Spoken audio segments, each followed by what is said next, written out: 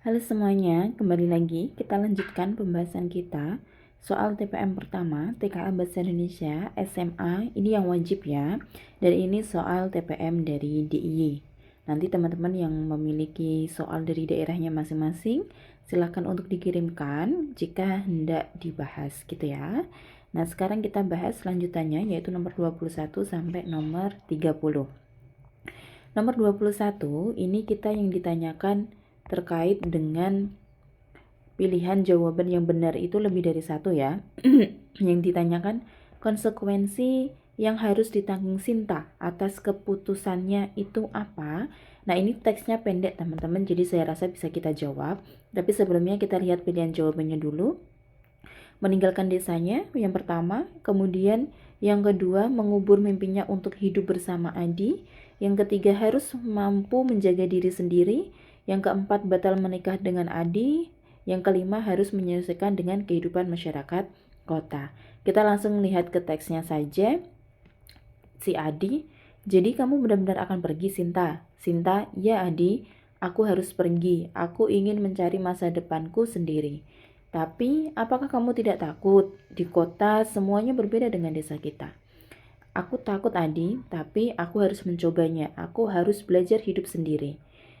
Kemudian, Sinta, berjanjilah bahwa kamu akan selalu menjaga diri dan jika kamu merasa tidak mampu pulanglah.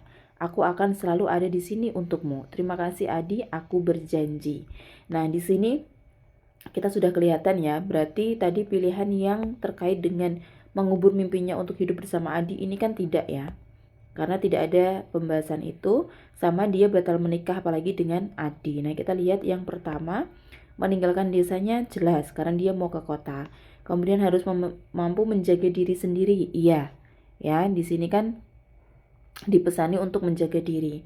Kemudian harus menyesuaikan dengan kehidupan masyarakat kota. Iya.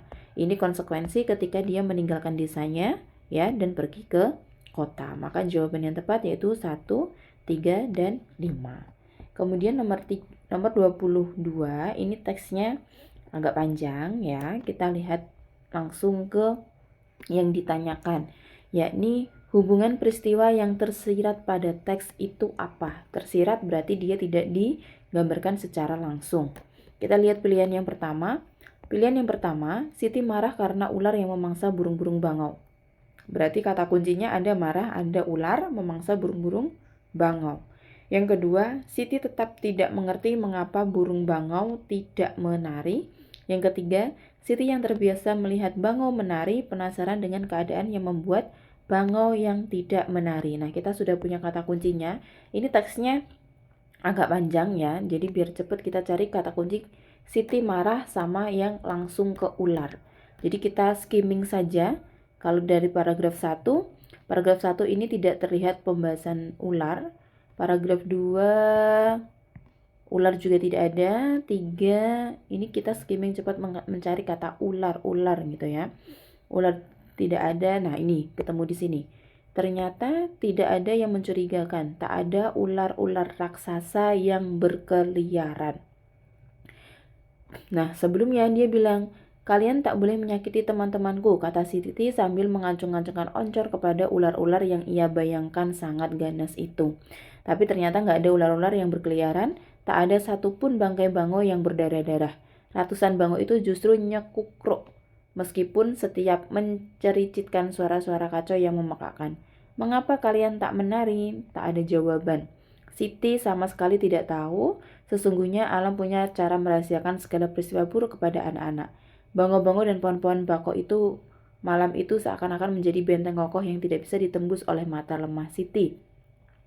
Kemudian itu udah ya, itu ini nggak usah kita baca lagi. Terus, ayolah mengapa kalian tidak menari? Teriak Siti sekali lagi. Tetap tak ada jawaban, tetap hanya angin amis yang menampar tubuh Siti yang terlalu rapuh untuk berhadapan dengan amuk malam. Jadi pernyataan 1 ketika Siti marah karena ular memangsa burung-burung ini salah ya, kan dia tidak memangsa, ternyata ular bukan karena dimangsa ular-ular, berarti ini salah. Siti tetap tidak mengerti mengapa burung tidak menari. Iya, sampai akhir dia masih mempertanyakan, kemudian masih tidak ada jawaban, berarti benar. Kenapa saya centang salah? Ini. Kemudian yang ketiga, Siti yang terbiasa melihat Bango menari penasaran dengan keadaan yang membuat Bango tidak menari. Sampai akhir ya. Ini berarti ini benar begitu. Jadi tidak perlu kita baca semuanya. Caranya cari kata kuncinya. Sekarang ke nomor 23. Ini teksnya juga teksnya panjang ya, 23. Sama seperti tadi, kita langsung lihat pertanyaannya. Berdasarkan teks di atas, pilih jawaban yang benar. Jawaban lebih dari satu. Apa reaksi yang paling mungkin terjadi pada tokoh Cis terhadap masalah tersebut? Yang ditanyakan itu reaksinya terkait dengan masalah yang dihadapi Cis. Berarti permasalahan Cis gitu ya. Kita lihat pilihan jawabannya. Cis tetap bersama Cas karena ia sangat mencintainya. Cis bercerai dengan Cas karena tidak tahan hidup melarat. Cis marah karena Munar menyuruhnya bercerai dengan Cas. Cis tetap bersama Cas karena bersamanya ia masih tetap bisa hidup. Cis tetap bersama Cas karena yang dilakukan Cas tidak sepenuhnya salah. Berarti ada kata kunci Cis tetap bersama Cas, kemudian Cis bercerai dengan Cas, Cis marah karena Munar, atau Cis tetap bersama Cas gitu ya. Nah, biasanya kalau hal-hal seperti ini tuh permasalahan itu adanya di tengah ya, tengah atau akhir. Tapi karena yang ditanyakan reaksi ini kan biasanya ada di akhir kan. Nah, jadi kita fokusnya ke paragraf-paragraf akhirnya saja. Ya. Akhir ini maksudnya paragraf akhir. Jadi kita lihat paragraf akhir langsungnya saja. Jadi dari awal ini ternyata tidak usah di ini ya, tidak usah kita lihat dulu. 2 paragraf terakhir kita coba. Bagi Cas, Munar memulai lagi. Berarti ini ucapan Munar. Manusia bisa mati kapan saja, bisa sekarang, 1 menit kemudian, 1 jam kemudian, 1 hari kemudian, 1 minggu, 1 bulan, 1 tahun, kapan saja. Karena itu, Cas merasa tidak perlu punya tabungan atau simpanan makanan atau uang bahkan untuk besok pagi, sore, besok, minggu depan, bulan depan, atau tahun depan. Semua simpanan kita, uang, makanan, pakaian, kendaraan, rumah, tanah tidak ada artinya bila kita tiba-tiba semaput dan mati. Semua yang akan kita tinggalkan, yang kita bawa cuma raga kita dan amal kita. Mulai terdengar bisik-bisik seperti suara lalat. Munar membiarkan. Coba tenang. Munar memulai lagi. Cis menangis kepada saya, meminta saya mencarikannya jalan keluar. Apa seharusnya yang harus saya lakukan gitu. Saya memberinya beberapa pilihan. Pertama, ikut saja apa kata dan laku Cas.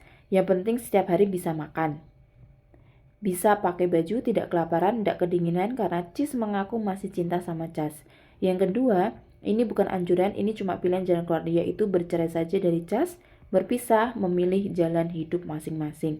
Berarti permasalahan di sini si Cis sama Cas itu belum bercerai. Tapi Munar itu menyarankan cerai. Nah, apakah Cis marah ketika Munar menyatakan itu? Kan tidak. Berarti tadi yang pilihan ketiga ini kan bukan, ya.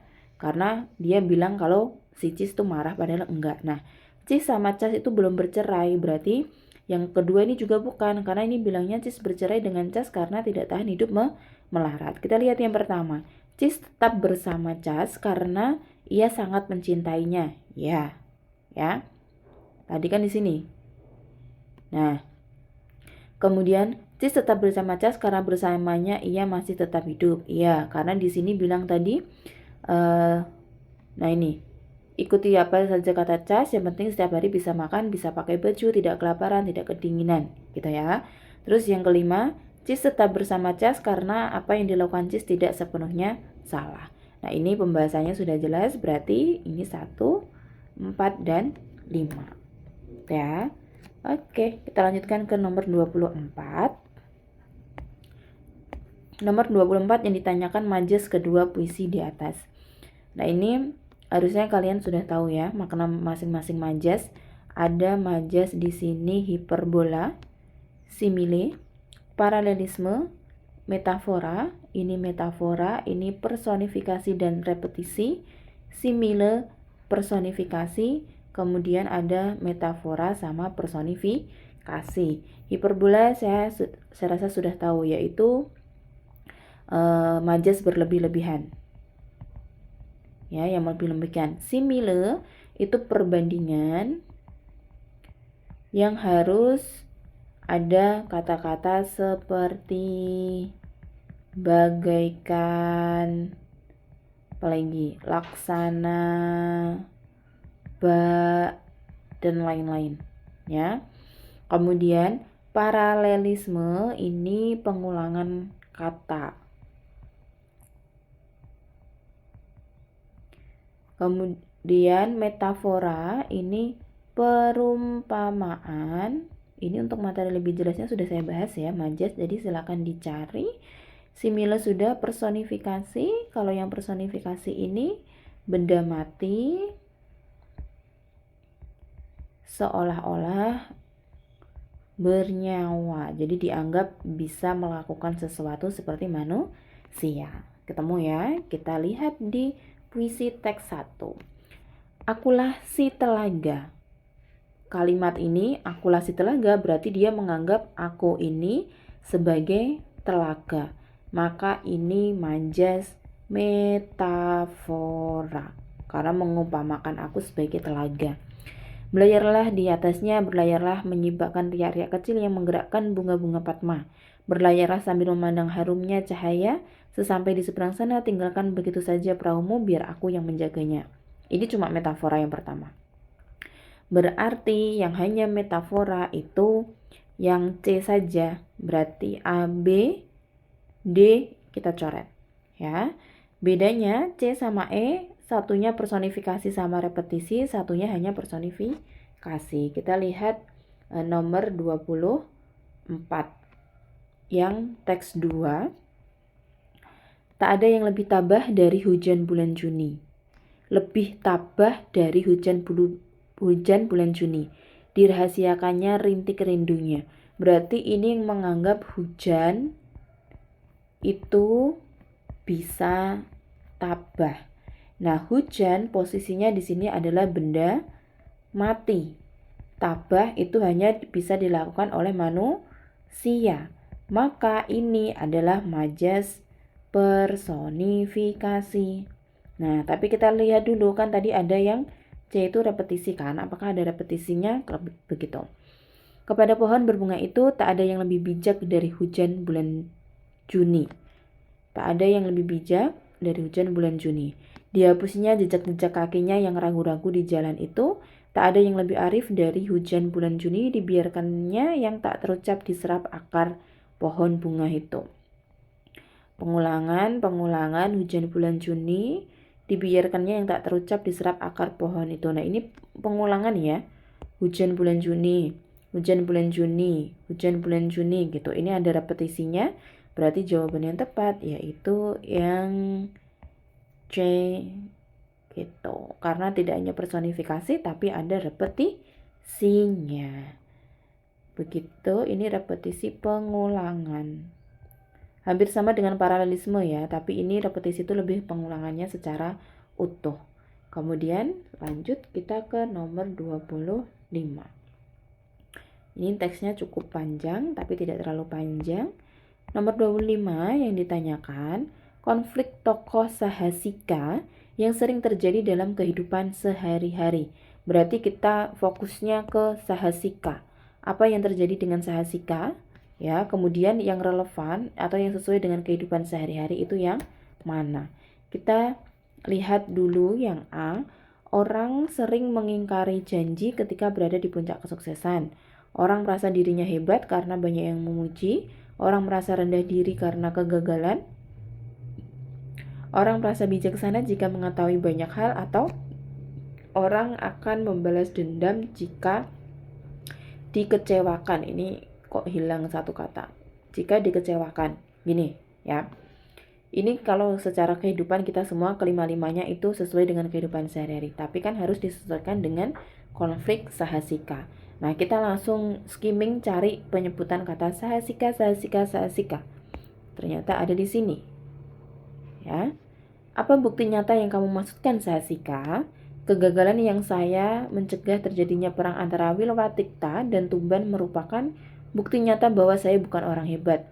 Kemudian terjadinya pembunuhan terhadap Ksatria utama Mahesa Sora yang tidak bisa saya cegah juga. Dari kedua peristiwa itu saja menunjukkan bahwa saya tidak mempunyai kemampuan apa-apa. Makanya yang saya paling merasa malu kalau dipuji-puji sebagai ksatria hebat. Terus bilang lagi, pernyataanmu bukan bukti nyata kalau kamu gagal mencegah dua peristiwa besar yang membuat rakyat Wilwatikta makin lemah. Kamu hanya rakyat jelata, kamu bukan raja, bukan punggawa, bukan senopati, dan bukan prajurit Wilwatikta. Nah, ini sebenarnya konflik berarti yang dialami Sahasika apa? Ini kan ucapan Sahasika kan? Nah, Sahasika ini ngucapin kalau dia merasa gagal, ya. Terus kegagalan ini dia merasa bahwa dia itu tidak punya kemampuan apa-apa, dia tidak cukup hebat, dia merasa seperti ini karena dia gagal gitu. Sudah jelas berarti jawabannya yang C. Orang merasa rendah diri ketika mengalami kegagalan. Rendah diri itu tidak percaya diri.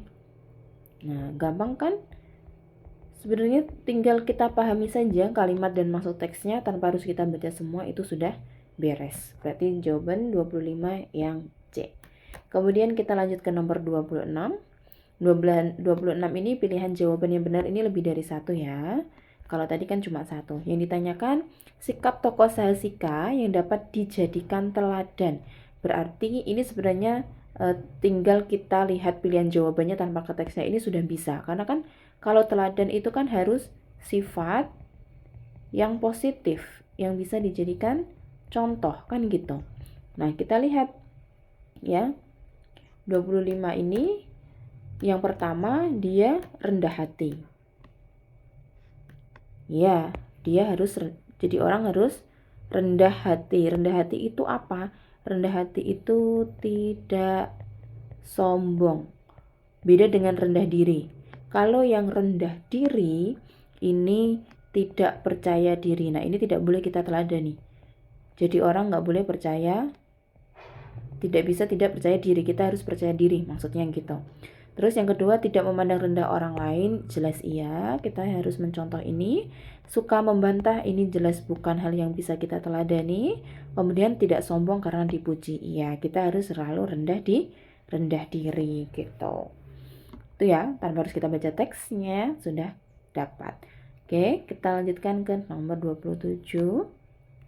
Berdasarkan teks di atas dapat disimpulkan bahwa, nah ini kita diminta untuk mencari kesimpulan dari teks di atas.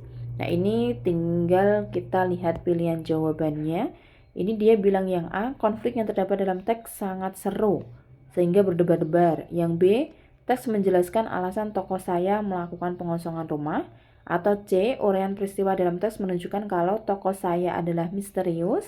Yang D, uraian peristiwa dalam teks menunjukkan bahwa tokoh saya adalah orang yang tidak tahu membalas budi.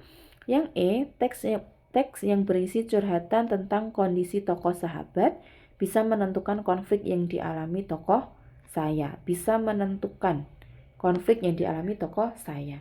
Nah ini berarti karena kesimpulan ya, kita harus baca semua teksnya tapi kita bisa baca cepat maksud darinya apa. Yang pertama ini dia lalu mengajak saya ke halaman belakang di mana kami pernah bersama-sama membuat kolam gurami. Oke, kemudian ayah dan ibunya sudah meninggal tapi sebuah masalah berat kini menjeratnya. Dia bercerita sertifikat rumah dan tanah peninggalan orang tua justru tergadaikan. Oke, terus kau tahu rumah dan tanah yang tidak seberapa luas ini adalah milik kami yang berharga, tapi aku tidak kuasa untuk menolak kemauannya. Oke, ini kan berarti curhat ya. Ini cerita si temannya. Kemudian, kami akan bertahan, katanya tersenyum saat melepas saya setelah hari beranjak sore. Ada kesungguhan dalam suaranya. Sepanjang perjalanan pulang, pikiran saya tidak pernah lepas dari sahabat saya yang baik itu. Saya malu. Sebagai sahabat, saya merasa belum pernah berbuat baik padanya. Tidak pula yakin akan mampu melakukan seperti yang dilakukannya untuk menolong saya di malam itu. Dia telah membuktikan bahwa keberanian dan rasa tanggung jawab yang besar bisa timbul dari sebuah persahabatan yang tulus. Mata saya kemudian melirik seragam dinas yang tersambir di sandaran jok belakang. Sebagai jaksa yang baru saja menangani satu kasus perdata, seragam itu belum bisa membuat saya bangga. Nilainya jelas jauh lebih kecil dibanding nilai persahabatan yang saya dapatkan dari sebuah seragam coklat pramuka. Tapi dia tidak tahu, dengan seragam dinas itu, sayalah yang akan mengeksekusi pengosongan tanah dan rumahnya. Ini sebenarnya sedikit ambigu cerita ini ya, karena harusnya ada tambahan lagi. Kenapa? Berarti kan ini sebenarnya berisi terkait dengan sahabatnya bercerita ya kepadanya. Nah, ternyata tanpa dia tahu, tanpa si sahabat tahu, ternyata si saya ini yang akan menyita. Nah, ketika si saya ini bercerita, ini kan dia mengalami konflik. Saya mengalami konflik. Konflik apa? Mengalami konflik batin. Konflik batinnya apa? Ini ada di 2 paragraf ini. Jadi 2 paragraf ini itu berisi konflik batin harusnya. Dia kan sepanjang perjalanan pulang kepikiran, saya tidak pernah lepas dari sahabat ini. Ya, dia belum pernah berbuat baik padanya. Tidak pula yakin akan mampu melakukan seperti yang dilakukannya. Mata saya kemudian melirik seragam dinas. Kemudian, tapi akhirnya ternyata dia yang mengosongkan rumah si sahabatnya, kan gitu. Nah, berarti pilihan jawaban A ini sangat seru berdebar-debar, ini jelas bukan. Yang B, tokoh saya melakukan pengosongan rumah belum. Belum ya, belum ada penjelasan. Yang C, dalam teks menunjukkan kalau tokoh saya misterius, itu juga tidak. Yang D, uraian peristiwa dalam teks menunjukkan bahwa tokoh saya adalah orang yang tidak tahu balas budi. Atau yang E, teksnya berisi curhatan tentang kondisi tokoh sahabat bisa menentukan konflik yang dialami tokoh saya. Nah, ternyata kalau saya lebih ke jawaban yang E. Apa yang diceritakan sahabatnya itu membuat dia memiliki konflik batin ya terkait dengan sahabatnya yang menderita. Terus dia kepikiran ya, dan ternyata dia yang akan mengosongkan rumah si sahabatnya. Jadi ini konflik batin di sini. Jawabannya yang E, gitu ya. Oke. Ternyata panjang pembahasan nomor ini, tapi karena simpulan ya, kita harus menyimpulkan ini membutuhkan waktu lama. Jadi makanya ada beberapa nomor yang bisa kita kerjakan cepat, itu waktunya untuk mengerjakan, sisa waktunya itu untuk mengerjakan soal-soal yang membutuhkan perhatian lebih seperti itu. Oke ya. Kemudian nomor 28.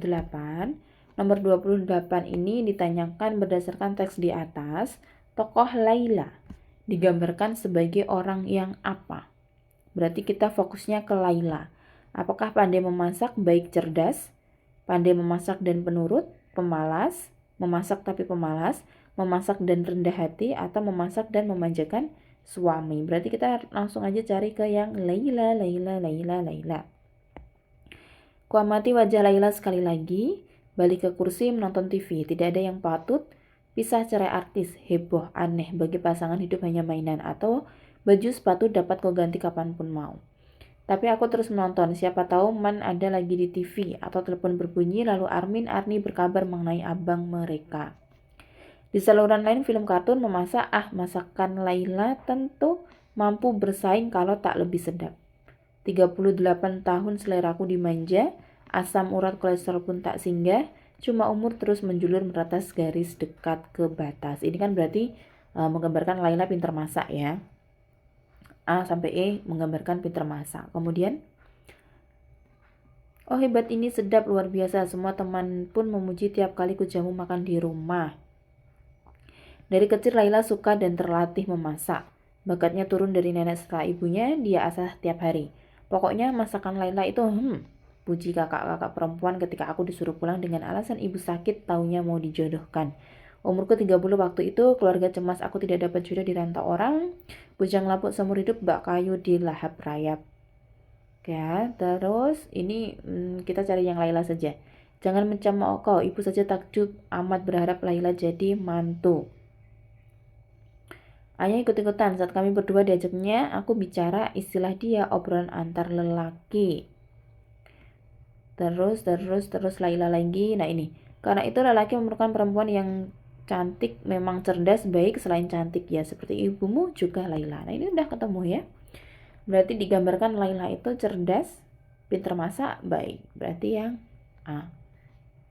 Oke, agak panjang ya, tapi nggak apa-apa, yang penting mantap ketemunya. Oke. Kemudian yang nomor 29. Diminta untuk tiap pernyataan berikut sesuai dengan kutipan teks. Sama caranya kita cari kata kunci di masing-masing katanya. Yang pertama, Darko melayani pelanggannya dengan tulus dan sama rata, tanpa memandang suatu apapun. Darko memijat dengan patokan biaya yang sangat murah. Bila malam hampir tandas, Darko ke pemakaman ujung kampung untuk tidur di keranda. Berarti kata kuncinya kita cari yang seperti itu. Kita lihat dari yang pertama. Pertama ini masih tentang Darko. Kemudian setiap malam.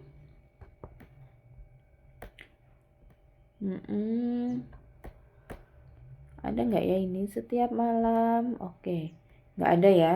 Terus dia akan berhenti ketika seorang memanggilnya, melayani pelanggannya dengan tulus dan sama rata tanpa pernah memandang suatu apapun. Nah ini ketemu di sini. Berarti yang pertama ini benar. Kemudian kita cari lagi. Semakin hormat tidak pernah sekalipun dia mematok harga. Ya, tidak pernah sekalipun dia mematok harga. Dia bilangnya gini. Berarti tadi yang bilang patokan biayanya sangat murah ini salah. Kita tinggal cari yang terakhir, keranda-keranda. Kita cari kata keranda. Darko kembali ke pemakaman di ujung kampung. Di antara sawah-sawah melintang. Meskipun percaya. Nah ini ada ya. Ternyata dia juga tidur di keranda. Maka jawaban 29 yang benar. Ya. Kemudian terakhir nomor 30. Yang ditanyakan bagaimana hubungan antara konflik cerita dan respon emosional yang dialami aku. Yang pertama, aku merasa terpukul orang-orang dalam bus tidak mau berbagi rezeki. Aku bernyanyi lebih keras agar orang-orang dalam bus terbangun. Aku merasa ketakutan dan terpaksa menyerahkan separuh hasil mengamen hari itu. Aku terpaksa melanjutkan mengamen walaupun sudah larut malam. Atau aku kecewa karena orang-orang di bus banyak yang tidur. Berarti kita cari konflik yang dialami oleh tokoh aku. Oke, ini harus kita baca ya. Bagaimana aku bertemu dengan dia? Ya, ini perlu diceritakan lebih dulu. Malam yang dingin di atas bus kota. 2 minggu sebelum dia mengajak kami ke toko buku. Oke. Hari ini kami sedang sial. Nah, ini mulai dari masalah nih. Sebenarnya hingga sore tadi setelah naik dari satu bus ke bus yang lain, dari satu metro mini ke metro mini yang lain, aku dan Dedek sudah dapat kurang lebih 19.000, jumlah yang banyak. Tetapi di terminal tadi ada kakak-kakak yang mampu memaksa meminta uang. Dia mencengkram leher Dedek, aku bisa saja berteriak, tetapi cengkramannya keras sekali membuat muka Dedek pucat pasi tak bisa mengeluarkan suara aduh lagi. Mengerikan, terpaksa ku berikan semua uang yang ada di kantong kiriku. Itu separuh penghasilan mengamen kami seharian, 10.000. Malam sudah larut, hampir jam 8 malam, aku memutuskan untuk pulang meskipun dengan uang seadanya. Nah ini berarti konflik yang dialaminya adalah dia dipalak. Kemudian respon dia dipalak adalah memberikan uangnya. Nah kita cari jawaban yang sama seperti ini. Yang A tadi enggak ya, B juga enggak, nah yang C. Aku merasa ketakutan dan terpaksa menyerahkan separuh hasil mengamen hari itu. Begitu selesai pembahasan soal dari nomor 1 sampai 30, pembahasan TPM DIY paket A. Ya, paket A yang pertama. Ini nanti filenya akan saya bagikan di Google Drive. Jadi nanti bisa diakses gitu ya. Jadi barangkali tadi ada yang saya kecepatan gitu dan ketika di post videonya juga ternyata tidak bisa gitu ya. Mungkin nanti kalian juga bisa lihat pembahasannya dari file yang saya bagikan. Begitu teman-teman semuanya, terima kasih. Semoga nanti TKA-nya lancar ya karena sudah mendekati hari H. Apapun pertanyaan kalian silahkan disampaikan di kolom komentar atau DM melalui TikTok, sangat diperbolehkan ya. Jadi saya akan bantu sebisa saya. Terima kasih, sampai bertemu lagi di pembahasan selanjutnya. Semoga sukses selalu. Saya akhiri, wassalamualaikum warahmatullahi wabarakatuh.